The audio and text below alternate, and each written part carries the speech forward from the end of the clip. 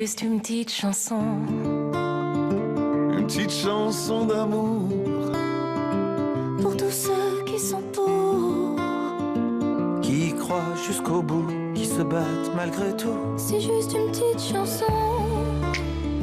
Une chanson pour un soir, une chanson pleine d'espoir.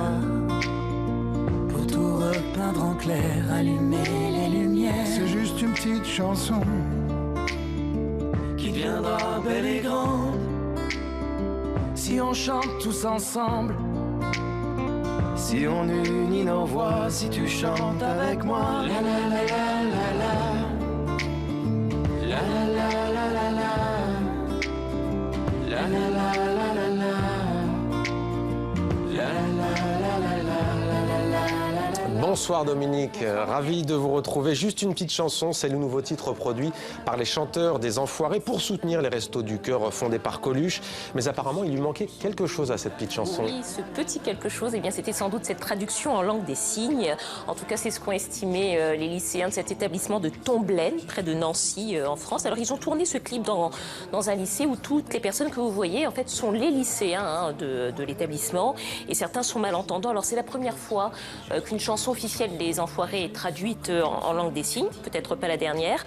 Et pour l'anecdote, c'est quand même une belle histoire parce que ces lycéens ont parlé de ce projet à la production des Enfoirés qui a été très emballé et qui finalement a mis à disposition tous les moyens pour tourner le clip.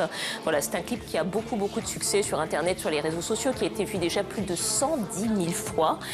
Voilà, un clip qui a été réalisé par les élèves, on va les citer, du lycée Arthur Varocco de Tomblaine.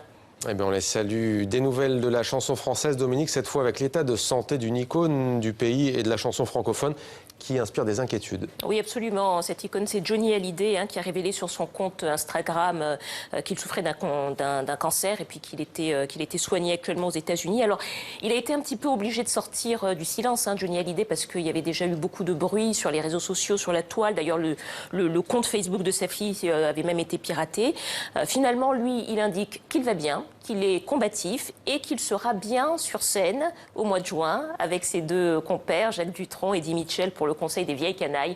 Donc vous voyez, les inquiétudes autour de la santé de Johnny Hallyday sont aussi économiques. Et on lui souhaite un prompt rétablissement. Vous nous emmenez maintenant à Versailles, près de Paris, Dominique, avec une exposition sur Robert Doisneau, dans laquelle on découvre que le reporter photographe a aussi travaillé pour la mode. Absolument. Cette expo, ça se passe dans la chapelle de l'ancienne hôpital royal de Versailles. C'est intitulé Robert Doisneau, les années Vogue. Alors au début des années 50, alors qu'il était seulement âgé de 37 ans, il a travaillé au magazine Vogue, magazine de mode. Donc il filme des fêtes, des bals, des dîners, toute la vie mondaine, où les stars et les vedettes de l'époque, regardez Brigitte Bardot, s'affichent avec les robes des grands couturiers.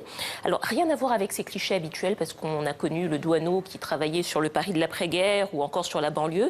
Mais c'est une autre facette de l'artiste. D'ailleurs, c'est un artiste très minutieux qui a laissé derrière lui plus de 500 000 négatifs qui sont conservés dans un coffre réfrigéré. Et d'ailleurs, ces photos méconnues des années 50, eh bien, on les a retrouvées dans l'atelier de Robert Doisneau. Ce sont ses filles qui les ont retrouvées. Écoutez. Cette photo, par exemple, dont on n'avait même pas le tirage et même pas le négatif ici, et on ne la connaissait même pas.